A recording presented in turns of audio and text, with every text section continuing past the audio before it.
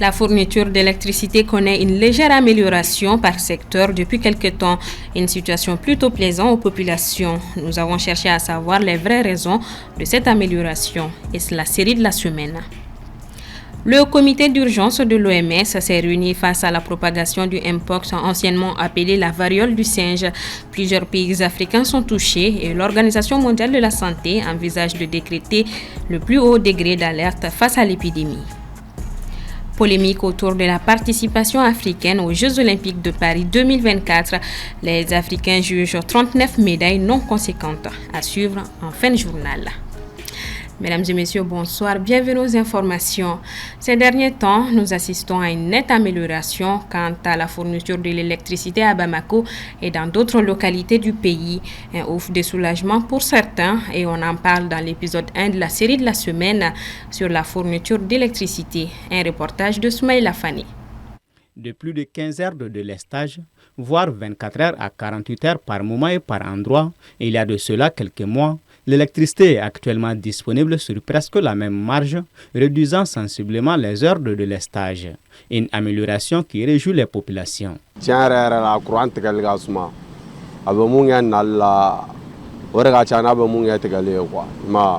Souvent avec les mais souvent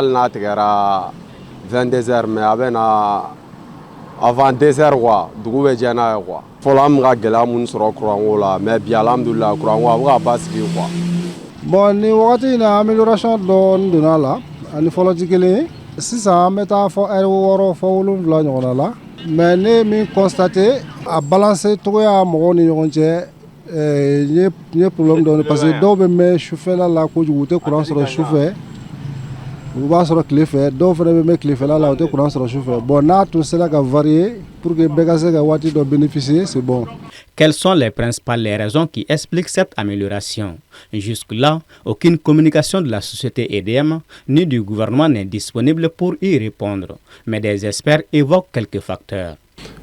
Ça pourrait entrer dans le cas de la disponibilité du carburant. Comme vous le savez, EDM dans ses expressions de besoins pour vraiment l'année 2024 avait fait une expression relative à une certaine quantité de carburant, les gens s'en souviennent, où déjà le montant partait jusqu'à 300 milliards et quelques pour l'année 2024. Et je pense qu'il y avait une planification aussi qui était liée à ça. Donc peut-être la disponibilité du carburant est un premier élément.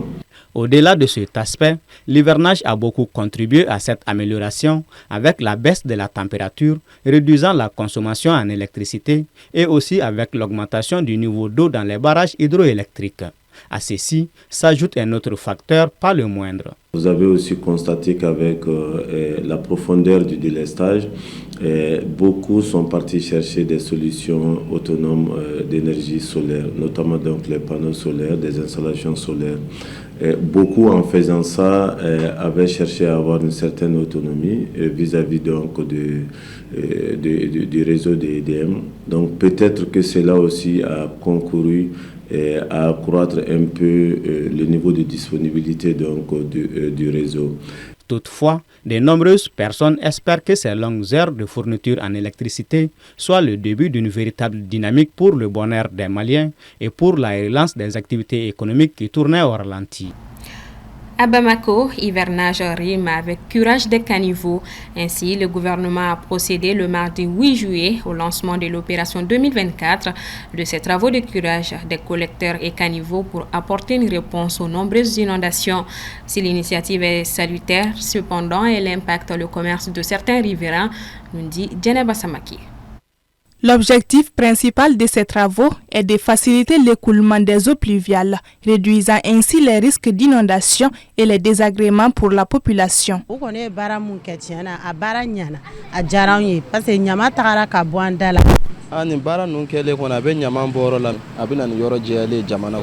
Je pense que à la base, c'est une bonne initiative pour permettre l'évacuation normale de l'eau, parce que les égouts sont bouchés. À Bamako plus précisément, il n'est pas évident de faire le tour d'un quartier sans remarquer des caniveaux curés et les déchets laissés à même le sol.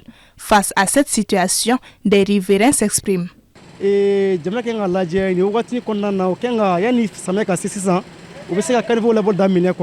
o ka fisa samiya kɔnɔna k'a fɔ k'i b'a kɛ ni ko i b'a kɛ dɔrɔn a bɛ kɛ sababu ye ka na ni embouteillage ye quoi mɔgɔ caman de bɛ yen olu bɛ feere kɛ siradaw la mɔgɔ caman u bɛ tɛmɛ u tɛ tɛmɛ sira fɛ ka tɛmɛ quoi donc a bɛ sababu ye f'a bɛ kɔlɔlɔ lase a bɛ siraba kasa caman ye fɛnɛ tuguni quoi. le fait que dali ninnu dalen bɛ yan yɔrɔ la n ka client tɛ ka se ka na sanni na parce que gare yɔrɔ t'u bolo quoi k'u bɛ na sanni kɛ bitigi kɔnɔ donc n'u jɔyɔrɔ ko yɛrɛ y'u bolo problème ye kuma tɛ k'a fɔ k'u bɛ na don sanni kɛ. n'u kun sera ka na a datugu an ye teliya la a kun bɛ diya an ye. Mais le plus important c'est que on ne laisse pas les choses comme ça, que ça soit dégagé et que les caniveaux soient refaits normalement dans un bref délai pour permettre aux gens dont les commerces, la devanture des commerces sont dégagés pour leur permettre aussi de retrouver vite la stabilité de leur activité. Afin de superviser les travaux de curage des collecteurs du district de Bamako, le ministre de l'Environnement, de l'Assainissement et du Développement durable, Mamadou Samake, était sur le terrain ce samedi 10 août 2024. La délégation ministérielle a fait l'amer constat que plusieurs maisons ont été construites dans des lits de marigots et sur les passages naturels des eaux pluviales. Cette obstruction des voies d'eau explique largement les cas d'inondation. L'Organisation mondiale de la santé s'est réunie d'urgence ce 14 août. Ordre du jour, faut-il oui ou non décréter le plus haut degré d'alerte sanitaire au niveau international face à la résurgence des cas de Mpox, anciennement appelée variole de singe en Afrique? Aminata Keita pour d'amples informations. L'urgence de santé publique de portée internationale est la plus haute alerte que l'Organisation mondiale de la santé peut déclencher. Sur les conseils du comité ad hoc d'experts, c'est seul le chef de l'OMS qui peut la déclencher. La réunion de ce jour du comité d'urgence sur l'Mpox vise à évaluer s'il faut déclencher l'alerte ou pas. À l'ouverture de la réunion, le chef de l'OMS, le Dr Tedros Adhanom Ghebreyesus, a déclaré, je cite, « L'apparition l'an dernier du clade IB et sa rapide propagation en République démocratique du Congo, qui semble se propager principalement par le biais des réseaux sexuels, et sa détection dans les pays voisins de la RDC sont particulièrement préoccupantes. Nous faisons face à plusieurs épidémies avec différentes clades dans différents pays, avec différents modes de transmission et différents niveaux de risque. » Fin de citation. Le comité tranchera sur la question dans les heures ou les jours qui vont suivre. Mais d'ores et déjà, l'agent de santé de l'Union africaine a déjà déclaré hier mardi une urgence de santé publique, son plus haut niveau d'alerte face à l'épidémie. I declare with a heavy heart, but with an unyielding commitment to our people, to our African citizens, we declare Mpox as public health emergency of continental security in Africa. This declaration is not merely a formality. It's a clarion call to action. L'OMS avait déjà pris une telle décision en 2022 sur la maladie lorsqu'une épidémie s'était étendue à travers le monde. L'alerte avait été levée en mai 2023. Mais les experts affirment que l'épidémie actuelle de variole de singe qui serait partie de la RDC est plus dangereuse et plus contagieuse avec un taux de mortalité estimé à 3,6%. Selon les données publiées la semaine dernière par l'agent de santé Africa CDC, 38 465 cas de cette maladie, anciennement connue sous le nom de variole du singe, ont été recensés dans 16 pays africains depuis janvier 2022 et 1456 décès ont été enregistrés à l'issue de ce chiffre. Toujours selon l'agence, ce nombre a augmenté de 160% en 2024 comparativement à 2023. Par contre, l'épidémie ne touche pas pour l'heure le monde entier mais est uniquement ressentie en Afrique. L'Mpox est une maladie virale qui se propage de l'animal à l'homme. Elle se transmet aussi par contact physique avec une personne infectée par le virus. En juillet dernier, environ 90 cas ont été signalés au Burundi, Kenya, Rwanda et Ouganda, des pays voisins de la RDC, mais qui n'avaient jamais signalé l'Mpox auparavant. En Côte d'Ivoire, l'ONG de défense des droits de l'homme, Amnesty International, dénonce, je cite, des expulsions sans notification adéquate et raisonnable, dont certaines impliquant des violences, des enfants privés d'éducation, 133 fermiers privés de leurs moyens de subsistance. Fin de citation. En effet, de vastes opérations de démolition de quartiers et de déguerpissement des habitants ont été lancés en janvier 2024 sur des sites à haut risque d'inondation. Selon les autorités, les quartiers Jesco, Boribana, Banco 1 et Abattoir ont été démolis dans le cadre d'un plan de démolition de 176 sites, selon un communiqué officiel publié le 26 février 2024 par le district autonome d'Abidjan. Nous vous l'annoncions dans nos précédentes éditions. Une journée sans presse a été observée au Sénégal ce mardi 13 août pour protester contre les mesures de répression du gouvernement qui, selon elle, les ciblent directement et visent à réduire les libertés de la presse dans ce pays d'Afrique de l'Ouest. Aminata Bougou Djebagati. Les écrans de plusieurs chaînes privées de télévision sont restés vides et des stations de radio sont restées muettes. La plupart des quotidiens n'ont pas publié leur édition du mardi, à l'exception du journal gouvernemental Le Soleil et des journaux pro-gouvernementaux Walk Quotidien et Yor Yor. L'appel a également été très suivi par les sites internet et les radios. Pas un seul journal radio de toute la journée, c'est le monde de la musique, en particulier sur Sud FM, la première radio privée du pays, ainsi que sur Radio Futur Média, exactement comme l'avait prédit le président du Conseil des diffuseurs et éditeurs du Sénégal, Mahamadou Ibra Kane. Le directeur général du Média Invest appelle à des réformes et un soutien institutionnel.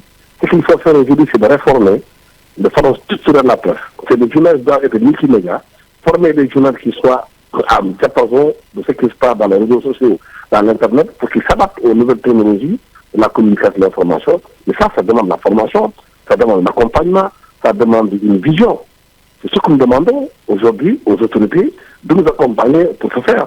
Ce mouvement, très suivi dans le pays, a attiré l'attention non seulement des citoyens, mais aussi de la presse internationale. Initiée par le patronat des médias sénégalais, cette journée sans presse est une première dans les pays. Décrétée hier, elle a suscité une vague d'indignation au sein de la classe politique. Le président du groupe parlementaire Beno Bokk Yakaar, Abdou Mbow, estime que la presse est bien plus qu'un simple relais d'information.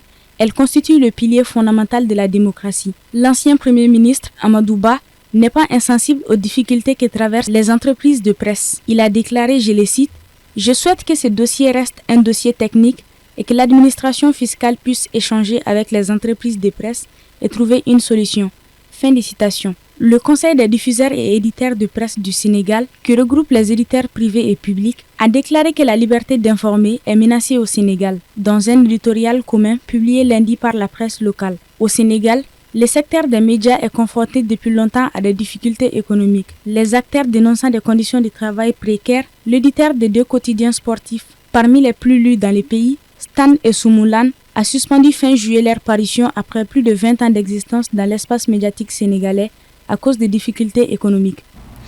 Les rideaux sont tombés sur les Jeux Olympiques de Paris le 11 août 2024 avec une grande participation des pays africains sans résultat conséquent. Dès lors, dans certains pays, les JO ont cédé la place à la polémique. Assetoumani Koulibaly. La dernière polémique qui n'est pas passée inaperçue est celle liée à la boxeuse algérienne Iman Khelif qui a porté plainte pour cyberharcèlement. Hier mardi 12 août 2024, une enquête a été ouverte par le Pôle national de lutte contre la haine en ligne pour cyberharcèlement en raison du genre, injure publique, provocation publique à la discrimination et injure publique en raison de l'origine, a précisé le parquet. Les enquêtes ont été confiées à l'Office central de lutte contre les crimes contre l'humanité et les crimes de haine. Cette plainte n'est pas la seule polémique de l'après-JO Paris 2024. Au Nigeria, des questions se posent sur pourquoi le géant de l'Afrique est rentré bredouille sans la moindre médaille de ces Jeux olympiques. Sur la question, le ministre nigérien a souligné que les athlètes avaient entamé trop tardivement les préparations en ajoutant, je cite, « Nous méritons mieux ». Fin de citation. Le record historique de médailles pour le Nigeria en or, argent et bronze remonte en 1996 à Atlanta. Cette année, comme en 2012, le pays n'a rien reçu. Chose qui pousse certains à se demander où se trouve la faille. La réalité des JO est souvent amère pour certains. En Guinée, après la défaite de l'équipe, le sélectionneur Kaba Diawara a été limogé pour n'avoir pas atteint les objectifs fixés. Depuis la cérémonie de clôture, des manquements font débat auprès de plusieurs téléspectateurs. On se rappelle encore, après cette cérémonie, une bénévole avait été retrouvée morte. Un suspect serait déjà en garde à vue. Ainsi s'achève ce 1945. Merci à vous de l'avoir suivi. Le programme continue sur la télévision qui vous allume. Bonsoir et à demain.